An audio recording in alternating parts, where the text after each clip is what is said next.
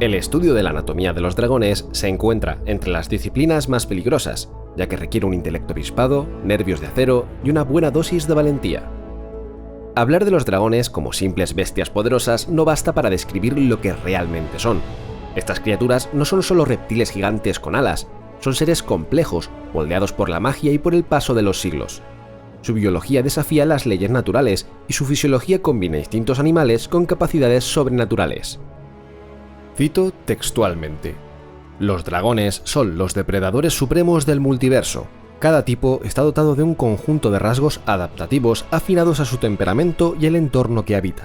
Muchos eruditos sostienen que la forma dracónica es anterior al plano material. No fue este quien la modeló, al contrario, ella contribuyó a darle forma. Tal vez por eso tantos grandes dragones, sobre todo los cromáticos, sienten que están hechos para fines más grandiosos. En cualquier caso, casi todo el mundo coincide en algo: estas criaturas son, en todos los mundos, una fuerza de puro poder y asombro.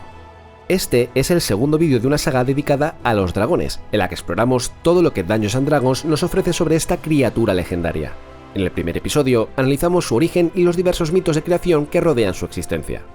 Hoy nos adentramos en lo que los sabios han logrado descifrar sobre sus cuerpos, desde sus sentidos y anatomía externa hasta su metabolismo, su dieta, sus órganos únicos, sus habilidades innatas y su capacidad para adoptar otras formas.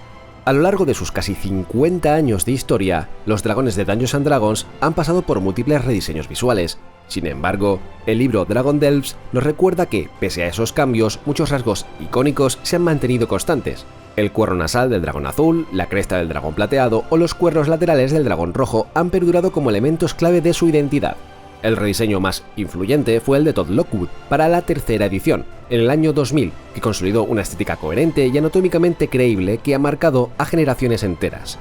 Más de 20 años después, el nuevo Monster Manual de 2025 ha renovado estas figuras buscando reflejar no solo el poder de cada dragón, sino su personalidad, su estilo de combate y su lugar en el mundo. En cualquier caso, hablaremos más a fondo de estos rediseños cuando lleguemos a los vídeos dedicados a cada tipo de dragón, tanto cromáticos como metálicos. Como siempre, tenéis las fuentes de este vídeo en la descripción. La principal es el Draconomicon de 3.5, pero también he consultado información de los dos Draconomicon de cuarta edición, del nuevo libro The Book of Dragons y del libro Dragones y Tesoros, parte de la colección Guía del Joven Aventurero. Para quienes no me conozcáis, Multiverso Extendido es un canal de lore centrado en Dungeons & Dragons, especialmente en los Reinos Olvidados, el mismo mundo donde se ambienta Baldur's Gate 3, aunque también he explorado otras ambientaciones como Dragonlance, Spelljammer o Planescape. Si queréis apoyar el canal, podéis haceros Patreons o miembros del canal.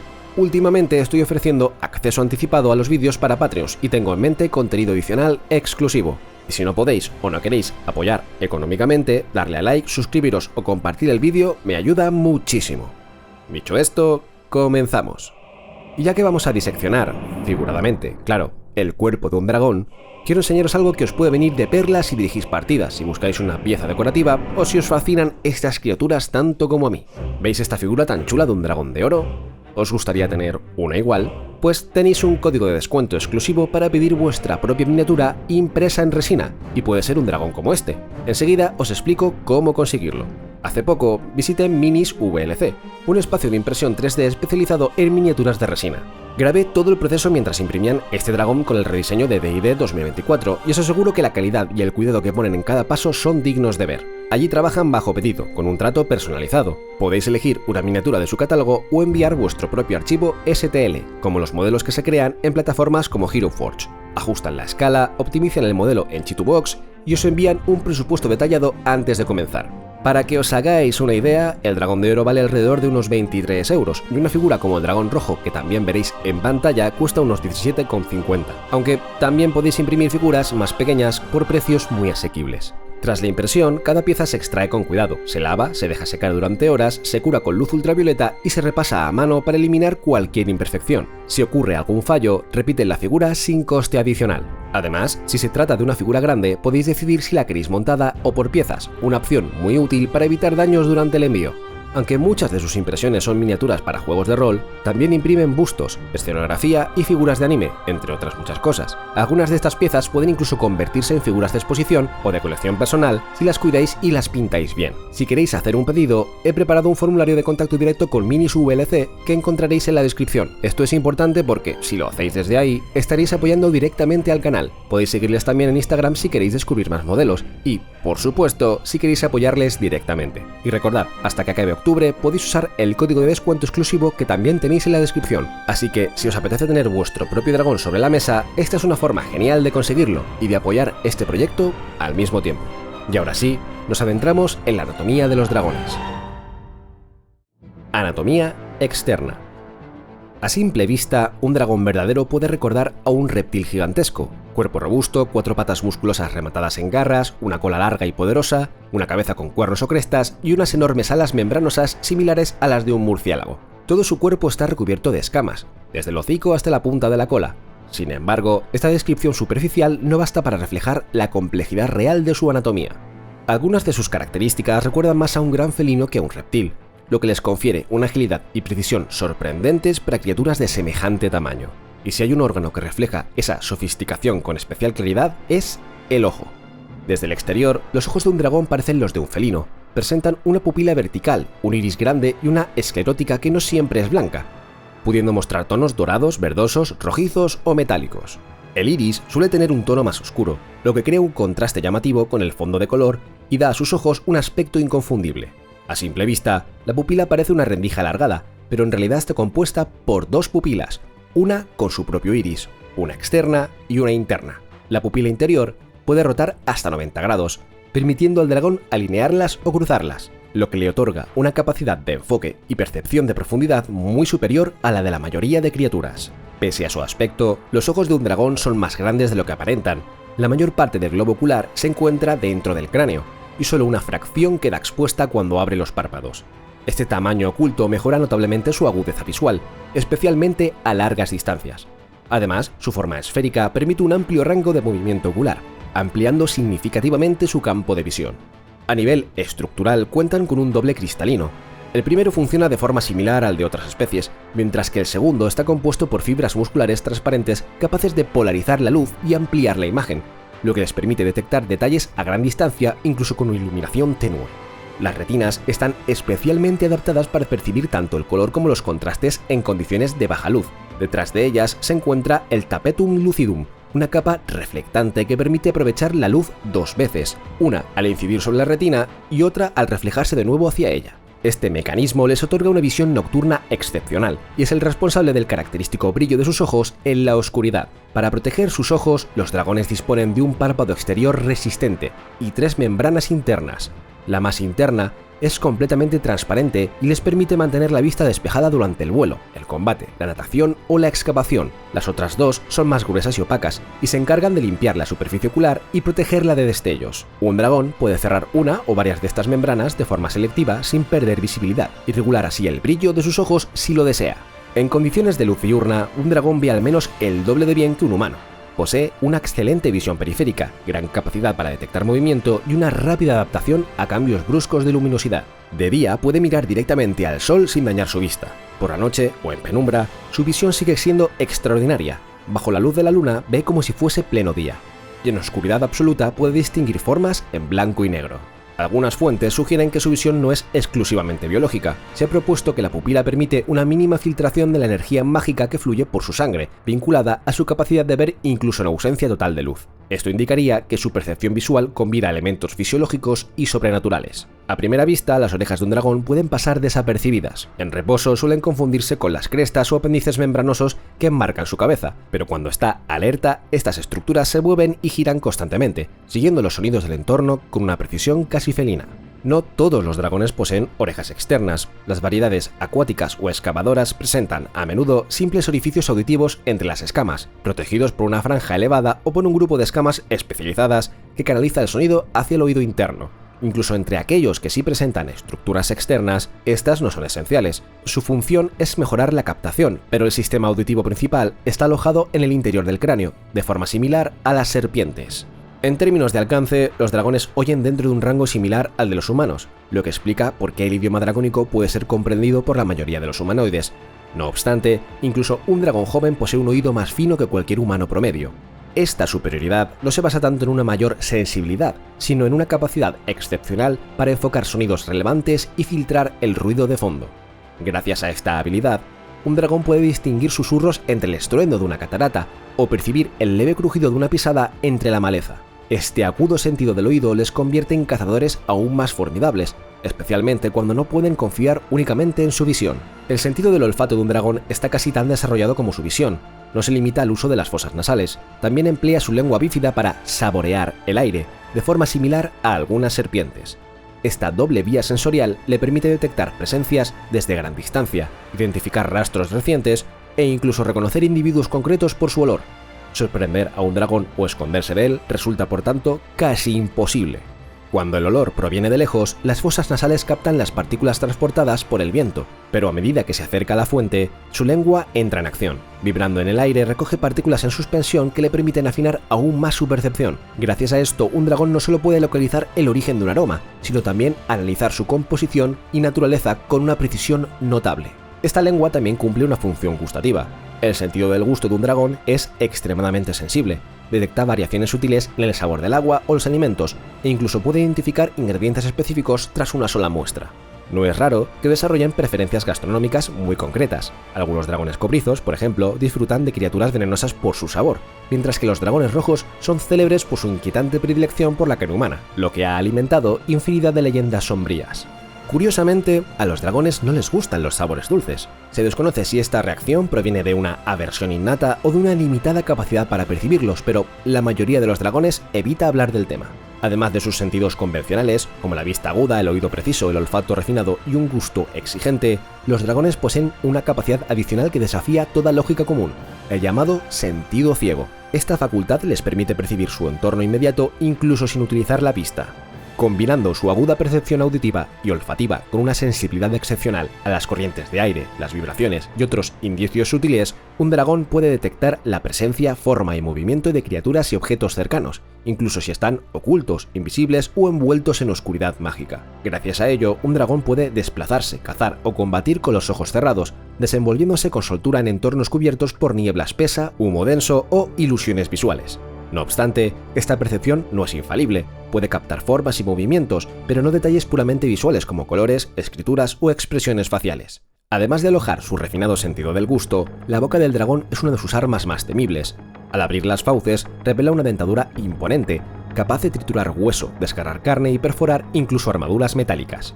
Gracias a su largo cuello, puede lanzar mordiscos de gran alcance, lo que convierte su mordida en su principal recurso ofensivo en el combate cuerpo a cuerpo. Pero esta estructura no está diseñada solo para atacar, también cumple funciones vitales como alimentarse o canalizar su aliento devastador.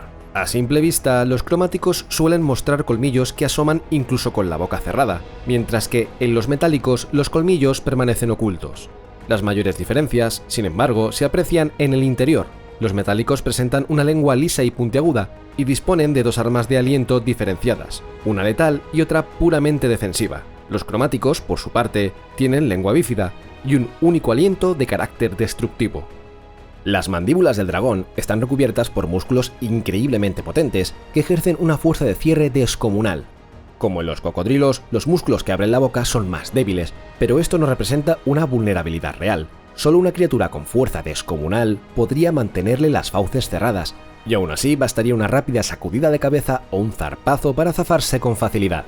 En su interior, la dentadura está formada por varias filas de dientes especializados. Destacan los 4 colmillos principales, 2 superiores y 2 inferiores, curvados hacia adentro y con doble filo, diseñados para empalar y matar.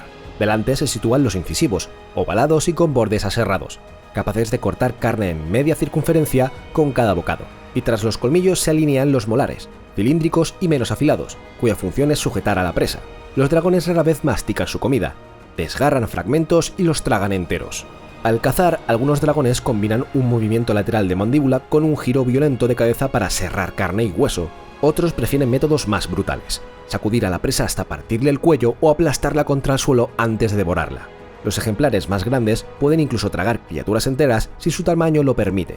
Cuando se enfrentan a presas particularmente grandes o resistentes, los dragones pueden desencajar la mandíbula para ampliar la apertura de su boca, un gesto similar al de ciertas serpientes. Su garganta, muy flexible, puede estirarse para tragar objetos de gran tamaño. Aún así, este proceso es doloroso incluso para ellos y no lo hacen a la ligera. Sus dientes no están formados por esmalte y dentina, como los de los mamíferos, sino por un material más parecido a su propio hueso, con un núcleo que recuerda a la médula ósea. Cada vez que un dragón crece y cambia de tamaño, desarrolla una dentadura completamente nueva. Sin embargo, entre esas etapas, cualquier diente perdido no se regenera de forma natural, a menos que intervenga la magia. Las espinas, crestas y cuernos que recorren el cuerpo de un dragón no solo son ornamentales, cumplen funciones tanto prácticas como simbólicas. Aunque su forma varía mucho entre individuos y especies, todas refuerzan su imagen de criatura majestuosa y temible, capaz de infundir pavor con una sola mirada.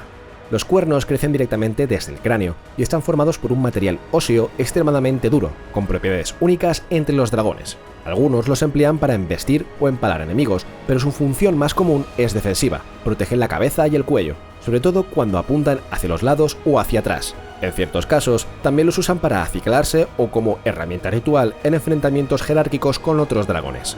Las espinas son más flexibles y móviles, y crecen a medida que lo hace el dragón. Están incrustadas en la piel, ancladas en el músculo y conectadas a la estructura ósea mediante ligamentos. La mayoría se sitúan a lo largo del lomo y la cola.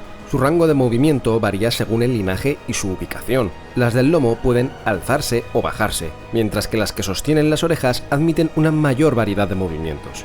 Las crestas dorsales se presentan como un pliegue robusto de piel dracónica a lo largo de la columna. En unos linajes aparecen estriadas y acanaladas, en otros lisas y flexibles, y en otros muestran un borde áspero y aserrado. Las crestas situadas en el lomo y la cola ayudan a mantener la estabilidad del dragón cuando vuela o nada. Las patas de un dragón combinan rasgos que lo alejan tanto de los reptiles como de los mamíferos. Aunque están cubiertas de escamas, su estructura interna recuerda más a la de un ave gigante. A diferencia de la mayoría de los reptiles, cuyas extremidades se proyectan hacia los lados, las patas del dragón se sitúan casi directamente bajo el cuerpo. Esta postura le proporciona una base sólida y una locomoción eficiente, además de potenciar el impulso necesario para el despegue y el aterrizaje durante el vuelo. Cada pata suele tener entre 3 y 4 dedos orientados hacia adelante, rematados en garras afiladas y retráctiles, y una garra trasera con cierto grado de movilidad. Este pulgar, orientado hacia el interior, puede rotar y funcionar como punto de sujeción adicional, permitiendo al dragón agarrar objetos de gran tamaño.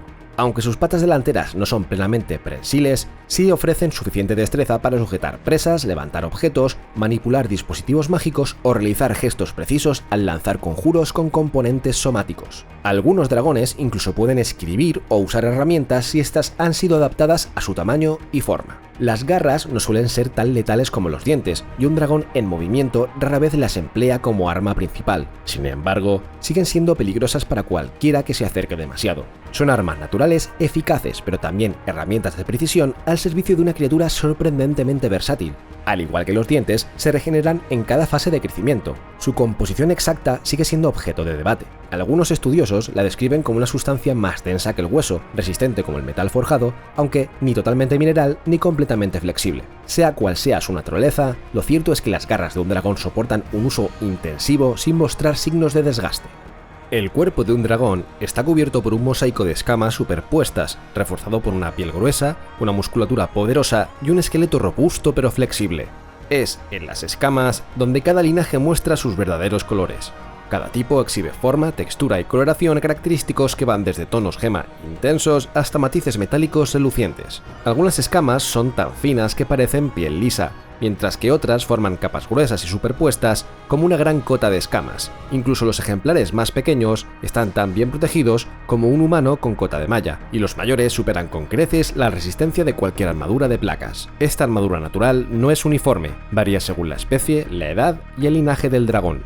A diferencia de los reptiles comunes, los dragones no mudan sus escamas de forma periódica. En su lugar, estas crecen lenta y continuamente a lo largo de toda su vida. Cada escama se agranda con el tiempo, y a medida que el cuerpo se expande, aparecen nuevas escamas para cubrir las zonas en crecimiento. Algunas se agrietan o desgastan por los bordes, y no es raro que un dragón pierda escamas tras un combate o como parte del envejecimiento. Es habitual encontrar estos fragmentos esparcidos por sus guaridas, como restos brillantes de un cuerpo en constante transformación. Cuando una escama se cae, suele crecer otra en su lugar, más pequeña, delgada y frágil al principio, lo que ha alimentado leyendas sobre supuestos puntos débiles en su armadura. Aunque hay algo de verdad en ello, estos puntos vulnerables son tan escasos y diminutos que rara vez representan un peligro real. La disposición de las escamas varía según la zona del cuerpo. En regiones como la cabeza, el cuello o el lomo predominan escamas grandes unidas por un solo extremo, dispuestas como tejas o placas que se desplazan junto con la piel. A veces sus bordes se levantan ligeramente, lo que ha llevado a algunos observadores a pensar, erróneamente, que los dragones pueden erizarlas a voluntad. En otras áreas, como el vientre, los flancos o las extremidades, predominan escamas más pequeñas y entrelazadas, unidas por el centro y alineadas lado a lado para formar una superficie continua, flexible y resistente. Su composición también varía según el tipo de dragón. En los cromáticos, por ejemplo, las escamas están formadas por una sustancia extremadamente densa, parecida a un material mineralizado de origen orgánico. Aunque algunos textos las describen como queratinosas, otras fuentes las relacionan con una forma especializada de tejido óseo, lo que sugiere que su naturaleza exacta puede diferir entre especies. En todo caso, comparten una cualidad esencial: su dureza supera la del acero, y su resistencia a golpes, cortes y perforaciones es legendaria. En los dragones metálicos, la estructura de las escamas es aún más compleja. Están parcialmente compuestas por metales afines a su naturaleza: oro, plata, bronce, cobre u oropel, y varían en tamaño y forma según la zona del cuerpo. Las más grandes, situadas en el lomo y la cabeza, se superponen como placas gruesas y brillantes. En cambio, las del vientre y las extremidades son más pequeñas, lisas y flexibles. Aunque predominantemente inorgánicas, estas escamas están vivas. El cuerpo del dragón produce enzimas que interactúan con el metal, manteniéndolo flexible y reforzándolo constantemente. Cuando una escama metálica muere, ya sea por daño o renovación natural, su contenido metálico se solidifica y se vuelve quebradizo, dejando vetas de metal puro que pueden extraerse con esfuerzo, aunque su valor práctico es escaso. Pese a su aspecto imponente, la piel de un dragón metálico muerto pierde rápidamente sus propiedades mágicas y protectoras, y no puede usarse para forjar armaduras duraderas sin recurrir a rituales ancestrales ya perdidos. Más allá del tipo de dragón, existen diferencias notables de textura. Las escamas de un dragón negro son ásperas y correosas, como las de un caimán. Las de uno verde recuerdan a una serpiente endurecida. Sin embargo, la clave de su resistencia no está solo en la textura, sino en la distribución y estructura general. Esta disposición convierte su piel en una armadura perfecta, pero casi impenetrable en combate. A pesar de su aspecto acorazado, los dragones sí sienten dolor. Cualquier cosa capaz de atravesar su piel o escamas llama inmediatamente su atención. No obstante, su sentido del tacto es limitado. La gruesa piel y la densidad de sus escamas hacen que apenas perciban sensaciones superficiales. Los dragones jóvenes, cuyas escamas aún no han alcanzado su dureza definitiva, poseen mayor sensibilidad táctil, pero este sentido se atenúa con la edad. De hecho, el tacto es el único de los sentidos que se vuelve menos agudo con el tiempo. Si un dragón desea percibir la textura de un objeto, probablemente lo hará con la lengua, aunque incluso este órgano está mejor adaptado al gusto que al tacto. Esta percepción limitada podría explicar una de las imágenes más icónicas del folclore dracónico: los nidos construidos sobre montones de monedas, joyas y tesoros. Lo que para un humano sería un lecho duro y punzante, para un dragón resulta tan cómodo como una manta áspera, siempre que se adapte vagamente a la forma de su cuerpo. La larga y musculosa cola de un dragón cumple múltiples funciones vitales. Durante el vuelo, actúa como timón, estabilizando la trayectoria y permitiendo maniobras complejas. En el agua se convierte en un potente impulsor, funcionando de forma similar a la cola de un cocodrilo. En tierra firme es también una formidable arma natural. Los dragones más pequeños la usan como un látigo preciso, mientras que los más colosales pueden barrer con ella el campo de batalla, derribando a varios enemigos con un solo giro del cuerpo. Muchas colas presentan espinas o aguijones que refuerzan su letalidad. Otras terminan en aletas o perfiles de timón que optimizan la maniobrabilidad aérea o acuática. Las alas, por su parte, son una de las estructuras más llamativas y complejas del cuerpo dracónico.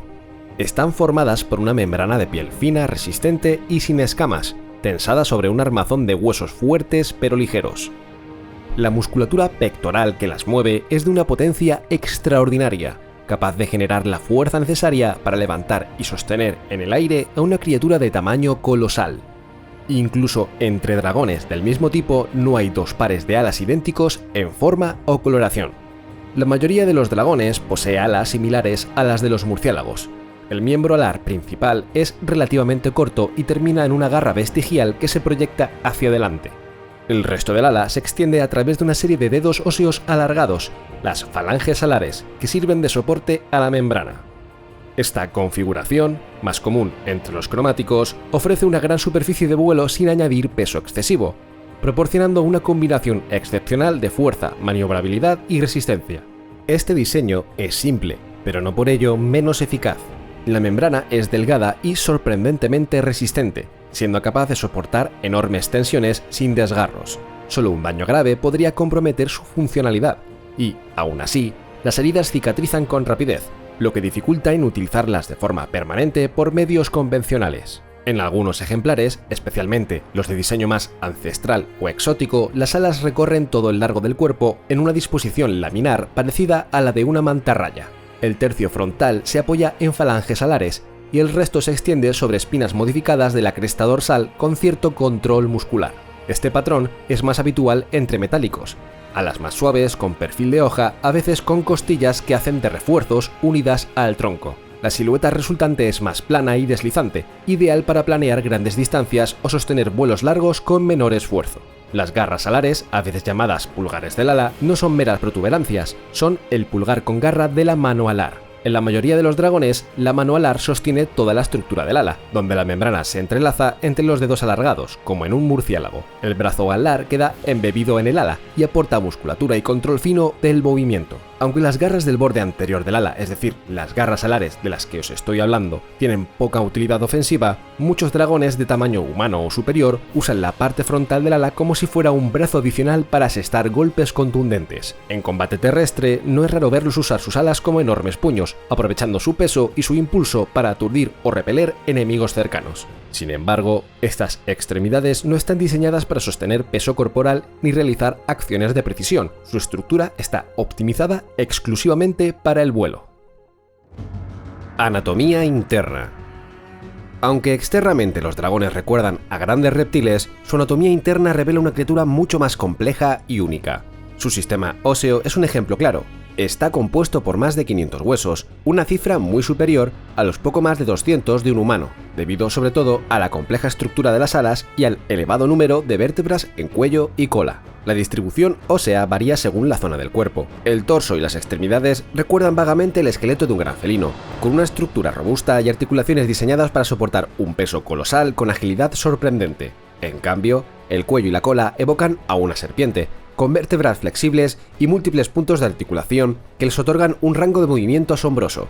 Los huesos del dragón son a la vez resistentes y ligeros. Su interior hueco, similar al de las aves, está formado por gruesas paredes dispuestas en capas concéntricas de diminutas cámaras entrelazadas por tejido conectivo. Esta arquitectura les confiere una resistencia asombrosa a la presión sin comprometer su ligereza, una característica esencial para una criatura que puede volar pese a su tamaño.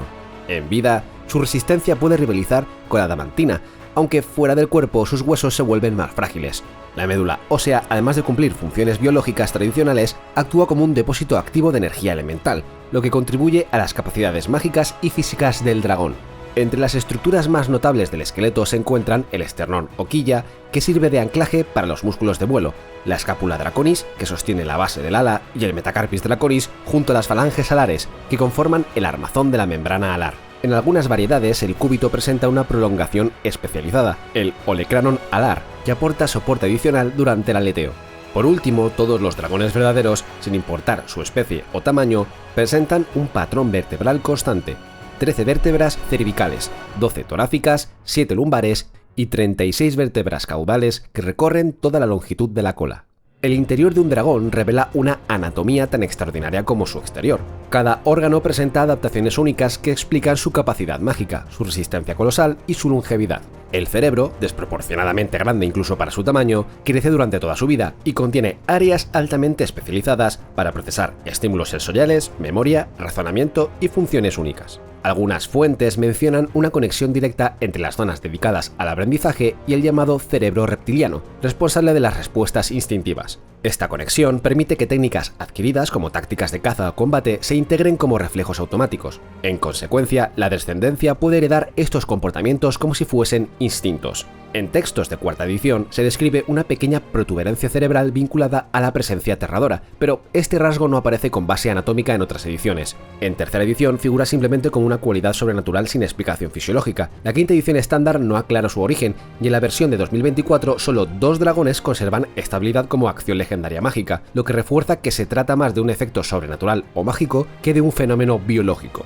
La laringe del dragón alberga varias cuerdas vocales más complejas que las humanas, lo que le permite emitir una amplia gama de sonidos, desde gruñidos guturales hasta chillidos agudos o silbidos sibilantes. La voz de un dragón puede imitar sonidos animales o retumbar con la fuerza de una tormenta, y aunque muchos prefieren hablar en tonos graves y solemnes, no lo hacen por limitaciones físicas, sino por gusto. La tráquea, como en la mayoría de las criaturas, sirve de canal respiratorio, aunque también interviene parcialmente en la expulsión del aliento elemental. Los pulmones del dragón ocupan gran parte del tórax y se asemejan más a los de las aves que a los de los reptiles o mamíferos. Este diseño les permite absorber oxígeno tanto al inhalar como al exhalar, lo que les proporciona una resistencia excepcional durante el vuelo o en combate. Además de su función respiratoria, los pulmones pueden canalizar parte de la energía elemental del cuerpo para alimentar su arma de aliento, una capacidad vinculada a un órgano exclusivo de los dragones verdaderos, el Draconis Fundamentum.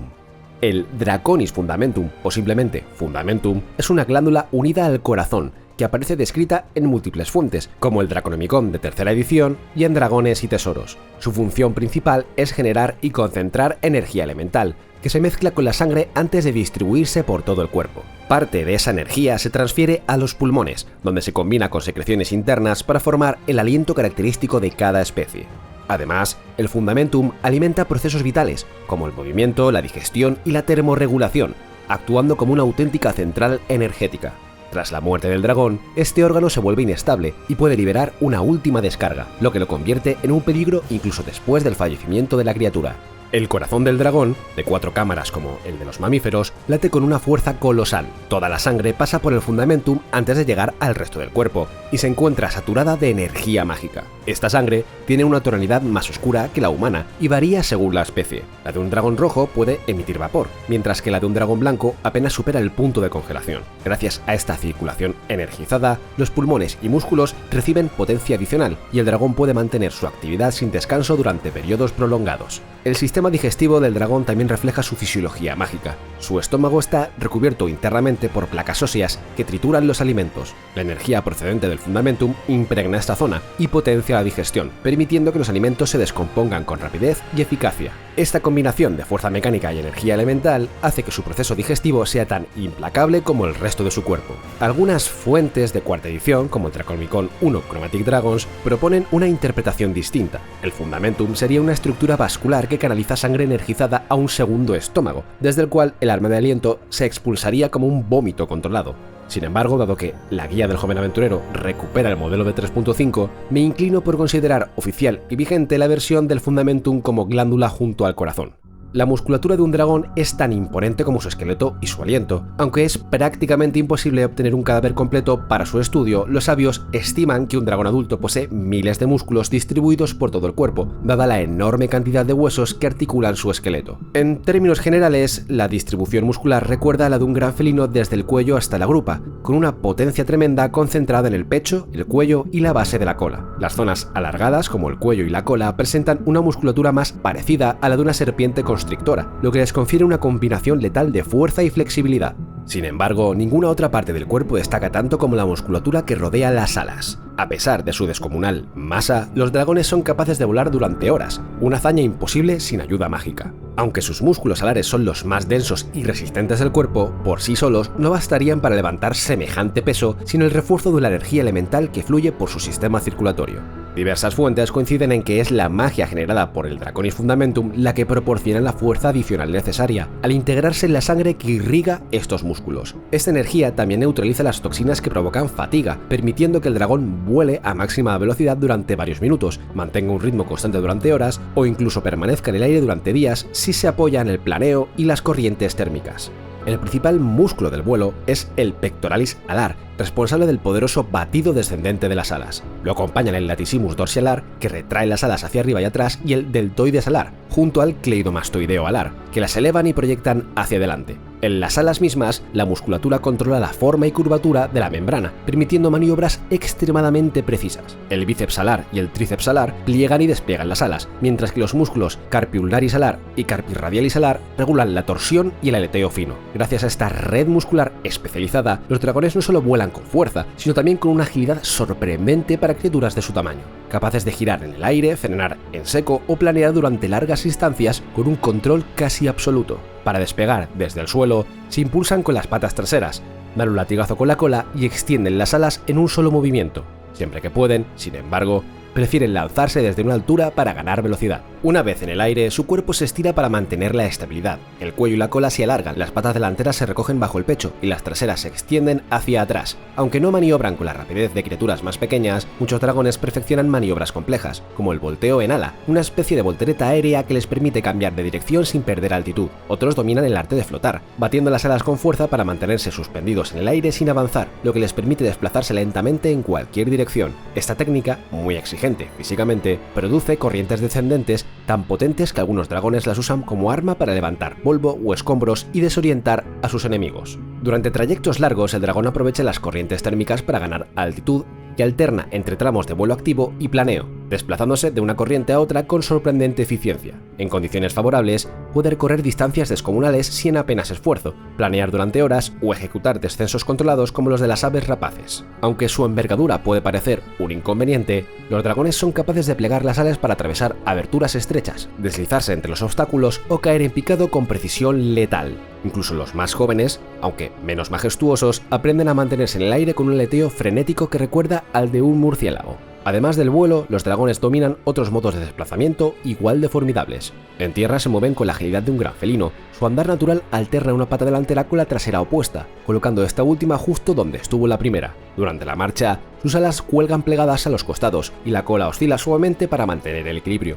casi siempre elevada del suelo. Al correr, galopan moviendo primero las patas delanteras y luego las traseras, alcanzando velocidades que superan con facilidad las de un caballo. Aunque mantienen las alas plegadas, pueden desplegarlas brevemente para estabilizarse en terrenos irregulares. En el agua pliegan las alas, estiran las patas hacia atrás y se deslizan con un movimiento serpenteante impulsado por la cola, como un gran reptil nadador. Las especies acuáticas cuentan con adaptaciones como colas aplanadas, membranas interdigitales y en algunos casos alas usadas como aletas, desplazándose al estilo de una mantarraya o un ave marina. Bajo el agua maniobran con la cabeza, la cola y las patas, y su cresta dorsal actúa como quilla estabilizadora. Algunos nadan con la cabeza fuera del agua para vigilar, mientras que otros asoman solo el extremo del cráneo para no ser detectados. Aunque la mayoría debe contener la respiración, ciertas especies pueden inhalar y exhalar agua, absorbiendo oxígeno gracias a su fisiología única. No todos los dragones excavan, pero algunas especies lo hacen con una gran eficiencia. Suelen tener patas fuertes, cuellos gruesos y cabezas en forma de cuña. Abren camino con la cabeza, apartan la tierra con las patas delanteras y empujan el material suelto con las traseras. El túnel suele colapsar tras su paso, dificultando que otros lo sigan. Aunque cualquier dragón puede excavar con sus garras, los verdaderos especialistas son capaces de avanzar bajo tierra tan rápido como un humano al caminar. Metabolismo y dieta. Los dragones verdaderos son criaturas endotérmicas, generan su propio calor corporal sin depender del entorno. Este rasgo está íntimamente ligado a su conexión elemental, ya que la energía mágica que circula por su organismo mantiene su temperatura interna constante incluso en condiciones extremas. Esa temperatura varía según el tipo de energía que canalicen. Los dragones vinculados al fuego, como los rojos, dorados u oropel, presentan temperaturas corporales más elevadas, que aumentan con la edad. En cambio, los dragones asociados al frío, como los blancos o plateados, mantienen temperaturas más bajas, que tienden a descender con el paso del tiempo. Los que encarnan el ácido o la electricidad se sitúan en un punto intermedio, con temperaturas relativamente estables a lo largo de su vida. Una característica distintiva de su fisiología es que, a diferencia de otras criaturas endotérmicas, los dragones no sudan ni jadean para regular su temperatura. En su lugar, emplean el Draconis Fundamentum para extraer el exceso de calor del torrente sanguíneo y almacenarlo como energía elemental. Esto no solo evita el sobrecalentamiento, sino que también les permite reutilizar el calor ambiental si está disponible. Por esta razón, algunos sabios lo han descrito como seres parcialmente ectotérmicos, aunque su metabolismo no depende de fuentes externas de calor. Incluso en climas fríos no reducen su actividad ni entran en letargo como otros reptiles. Dicho esto, un dragón sí puede entrar en un estado de reposo prolongado, a veces por duelo, desinterés o puro aburrimiento. Algunos ejemplares se sumen en un letargo profundo que puede durar décadas o incluso siglos. Durante este periodo, su metabolismo se ralentiza al mínimo, lo que les permite sobrevivir sin alimentarse ni moverse.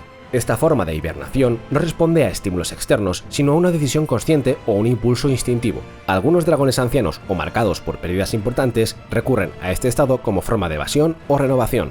En cuanto a su dieta, los dragones son omnívoros, pueden consumir tanto materia orgánica como inorgánica, sin embargo son depredadores por naturaleza y se sitúan en la cúspide de la cadena alimenticia. Su metabolismo, extraordinariamente eficiente, les permite sobrevivir con 1 o 2 comidas semanales si ingieren aproximadamente un 20% de su peso corporal en carne. No obstante, si la caza es abundante, pueden consumir hasta la mitad de su peso al día, ya sea por placer, costumbre o arrogancia. La carne es su alimento preferido, especialmente la de presas grandes como caballos, ciervos o ganado, aunque su sistema digestivo sobrenatural les permite procesar casi cualquier cosa: tierra, plantas, madera, piedras, metales o incluso gemas. Algunos dragones, en especial los metálicos, evitan devorar criaturas conscientes por principios éticos o valores culturales. Por el contrario, muchos cromáticos, sobre todo los negros y los rojos, consideran que devorar a sus enemigos es un acto de dominio y no dudan en cazar humanoides, hadas u otras especies inteligentes. Las leyendas de sacrificios para aplacar un dragón, con aldeanos aterrados ofreciendo víctimas humanas, se vinculan sobre todo a los rojos, cuya fama de exigir tributos se ha extendido durante generaciones. En situaciones extremas, cualquier dragón puede recurrir a materiales inorgánicos para no morir de hambre, aunque lo consideran degradante. No solo requieren grandes cantidades para suplir sus necesidades energéticas, sino que su sabor es desagradable y su digestión lenta. Existen registros de dragones que han sobrevivido devorando tierra, piedras, raíces secas, madera podrida o incluso armas oxidadas, aunque solo lo hacen cuando no tienen otra opción. Un detalle curioso es que los dragones digieren con mayor facilidad los alimentos alterados por su propia energía elemental. No es raro que utilicen su arma de aliento sobre presas ya muertas. Un dragón rojo puede preferir carne chamuscada, mientras que uno blanco puede enterrar sus víctimas en la nieve para congelarlas antes de devorarlas. Esta costumbre, que parece cultural, también optimiza la asimilación de nutrientes. Cambio de forma. Algunos dragones, especialmente los metálicos, poseen la extraordinaria capacidad de cambiar de forma. A partir de la edad adulta, muchos pueden asumir una apariencia humanoide o animal y mantenerla indefinidamente.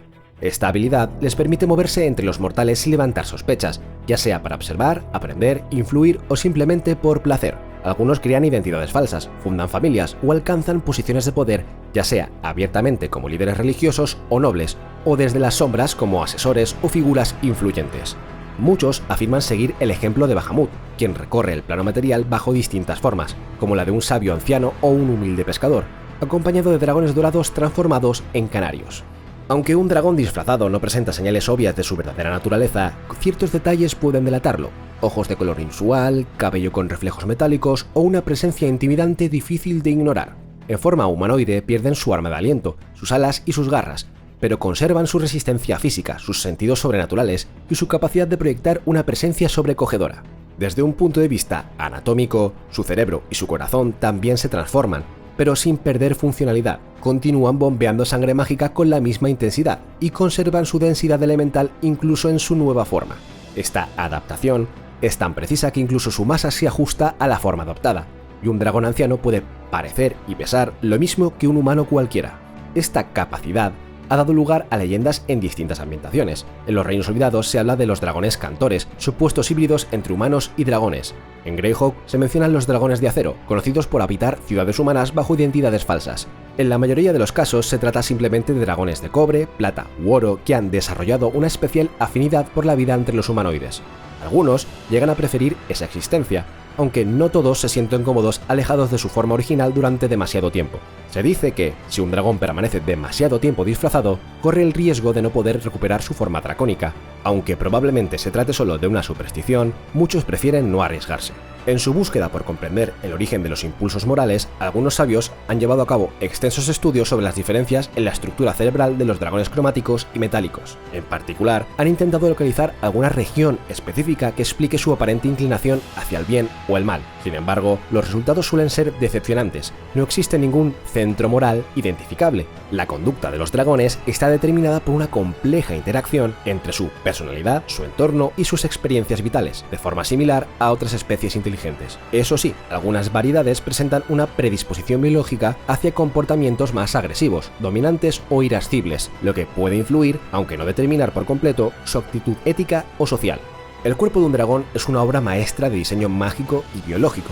Cada escama, cada órgano, cada aliento exhalado refleja una criatura nacida no solo para sobrevivir, sino para imponerse. En el próximo vídeo exploraremos cómo crecen, se reproducen, viven y mueren los dragones. Y con ello nos adentramos no solo en su ciclo vital, sino en los misterios de su alma y su lugar en el mundo. Y con esto llegamos al final del vídeo. Gracias por haber llegado hasta aquí. Este ha sido un vídeo largo y bastante denso, pero espero que lo hayáis disfrutado. Como siempre, si te interesa el contenido adicional, en Patreon tienes un podcast exclusivo donde comento las fuentes que he utilizado para esta saga, las secciones que he tenido que dejar fuera, aunque en este caso la verdad es que no me he dejado casi nada, y reflexiono un poco sobre todo el proceso. Si te interesa, te invito a hacerte Patreon. Mientras tanto, te dejo en pantalla a quienes ya están apoyando el canal. Y si no puedes o no quieres apoyar económicamente, no pasa nada. Suscribirte, darle like y compartir el vídeo también me ayuda muchísimo. ¡Hasta la próxima!